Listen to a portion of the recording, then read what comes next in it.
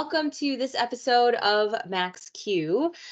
We are very excited to have a very special guest today, Jenny Moshea, with us to talk all things tech. She is a fractional CIO, but has quite the storied history and experience and all kinds of wisdom to share. She's worked with Fortune 500s and startups, and I'm going to let Ann introduce her, though, because they have been good friends for many years. And as always, I have my fabulous co-host Ann Bly, and we are excited to do this episode with you today. So Ann, take it away. We are very excited. Jenny Moshea, I call her CIO extraordinaire. She builds collaborative teams and lets them grow and shine. I've seen her do it many, many times, and it is so wonderful. I'm very excited to have you here today. And I have the first what if question. So what if a founder is feeling like they're lacking in clarity for their technology direction? Well, thank you first, both of you, Ann and Molly. What a treat to be here. I think, that's one of my favorite questions because I think if, that's often why I work with founders and startups is that clarity, it gets a little fuzzy. They have their vision, but if they don't have clarity, I think it's worth a pause, even briefly, to reset and help the team get reoriented because they might have started with one idea and then it spun into several ideas. And while the team can spin around, it becomes inefficient quite quickly and people start to lose that focus. And so I think to regain their edge, it's worth a brief pause. And I've done this recently with a startup as well. And so it's valuable for them to figure out what the work streams are and consolidate. And how do you help them do that? So a lot of listening, a lot of just hearing from various team members and understanding where they're headed and where the founder's vision is, and also what their customers are saying if they have customers yet, or potential customers that might be in pilot. Listening to what their questions are during the sales cycle or the pitch cycle.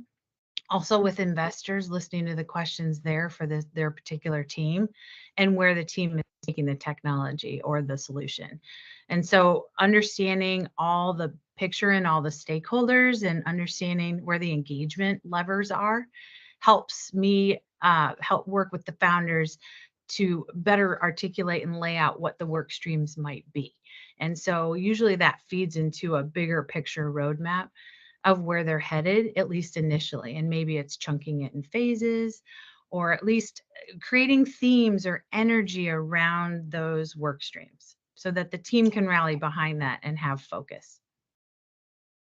How'd you learn to do all of this? I guess I should have started with that and your experience. And, I dove right into that question of this and then right to business today. No, just straight to business. I was not. How do you have experience with all of this? Yeah. So explain why you know how to do this. Thanks. So I actually came from the business side of technology. I was a business analyst, so I was the translator. So I was often translating what the requirements were from the business and translating that for the tech team to actually use and create something valuable with. And my career grew in the area of program and project management, and I managed large scale initiatives and implementations for companies like Starbucks and Boeing and Jeppesen and other great companies in the across the region. And so I learned to listen. I was a technology consultant for most of my career before I was a CIO. And so I learned to listen and understand and craft what people needed, the clients, the customers, and the end users primarily. So to me, tech should be centered on that end user experience. And so learning that over the years and from great mentors. And so I also just, learned and celebrated with teams. I was able to form great teams of people and really understand what they needed to thrive. And as a result, have been fortunate to receive many accolades over my career.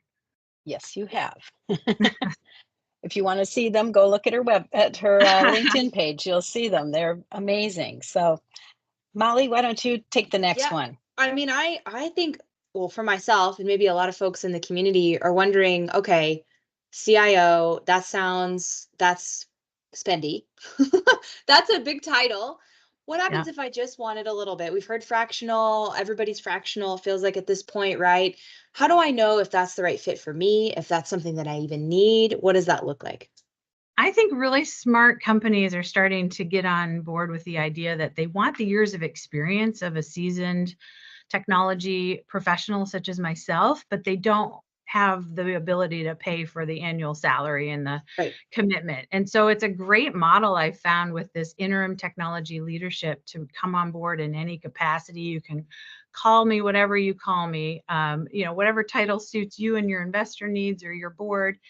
I've been a fractional CTO, fractional CIO, VP of tech. It just depends on the company. But to shape your team and round out your team with experience, a part-time interim technology leader such as myself can really help boost things quite expeditiously. And I think that's a super accelerated way to jump ahead of startups that stay on their own, trying to do it within the context of the knowledge they have as a collective team, and bring out some external expertise to infuse that energy and that team dynamic. Can you give us a story or an example of where, not like kind of like an interview, right? It's like, tell me a story, or like, what vegetable would you be if you could be a vegetable? But no, like, could you tell us a story of like where you came into a startup situation, right? And maybe helped actually affect change? Because I think that might be helpful for some of the startups listening in today. I'm like, okay, maybe I'm facing that problem right now. How would I go about solving it? Yeah, well, one thing, it's just I can come in a different angles. So I've been on the customer success side. I've been on the written training side and implementing technology over the years. And also selling into companies with technology and services as a consultant. And so recently, a new company in stealth mode, they're still in stealth mode, reached out to me to help with their messaging and their go-to-market positioning and some product input, because I also had expertise in the industry. And so I actually, as a chief information officer in my past, I've been the customer for a lot of this tech. And so I know what it takes to get into a company of a certain size. I know what paperwork you need to have, how you need to think about your agreements and your terms and your pricing. And so I've been helping this startup with their pricing model and their go-to-market messaging. And so what's interesting is they had marketing brochureware type information, and I took it, and it seemed fuzzy to me, and it didn't really convey their awesome passion of what they did. And so I rewrote their marketing blurb, and they started using that and getting customer pilots going. Cool. Very cool. Wow. Awesome. Okay. So that doesn't strike me as technical at all, which is so funny, right? So it's like it kind of runs the gamut of different things. I just have one more. Oh, real quick. I mean, they were so excited. They're like emailing me or slacking me. Jenny, the blurb's working. The blurb's working. The blurb. That's blurb, the product. It's the blurb. I love that. That's awesome. It's a new thing. Blurb.io. I love it. That's awesome. Well, I do have one more question just to kind of bring some, more education to the group and the community. What are some common startup technology or, chief information officer type problems you see startups facing? And maybe just a couple tips and tricks on how you might go about solving those? Yeah, I think a lot of startups I see spin up on Slack or spin up in their community and their Jira boards. They've got their boards, they've got their task lists, and they've got their things they're doing, the nuts and bolts. And I think what a lot of folks struggle with in that early stage of a company is bringing it together and thinking a little bit longer term than next week or next month. And it doesn't have to be indefinite 3 to 5 year roadmaps like sophisticated enterprises use, but even a 3-month runway gives the team something to chew on for a little bit longer. And I love creating roadmaps that are energizing, that the entire team can see themselves as part of.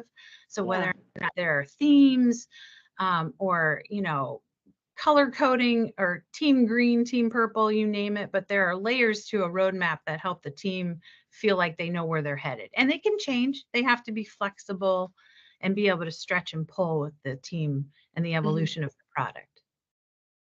Okay. Oh, that's well said. I'm gonna let Anne ask the famous last question at this point.